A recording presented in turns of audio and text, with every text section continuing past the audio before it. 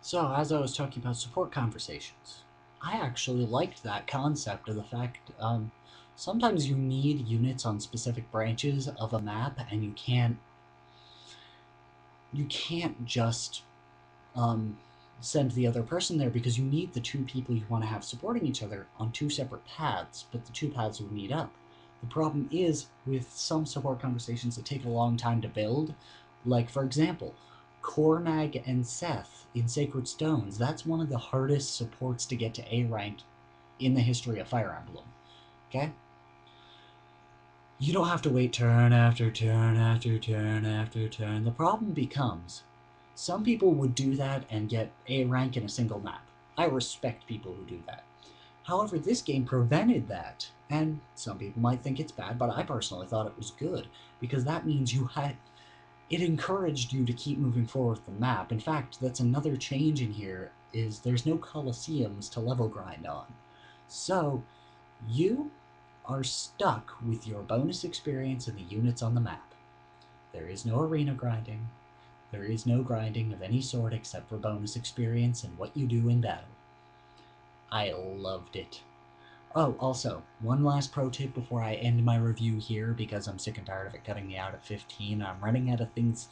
Actually, I'm not running out of things to say, but I just don't feel like ranting any longer. When you get a parody scroll, because I've only ever found. No, I found two. Still, give it to Morium while he has the demi band on. I had to admit that that was one of the most useful skills I gave him. Because even with his massive stat growth and the demi band, he's constantly a tiger, but he's constantly a competent tiger. Then once you add parity, which cancels out all all skills and supports in general, all bonuses that you could get outside of your stats and weapon alone, um, it really gives Morium the edge over almost anybody. In fact, there are certain bosses that I completely owned for that reason. They're like, oh, I have this awesome ability. Yeah, welcome to parody. Done. Also, I found Pertrine not as challenging as people thought she was. She was still a hassle and still a pain in my butt, but let's face it, I gave Ike a longsword and she was done. Actually, wait, no, that was the equalizer, actually.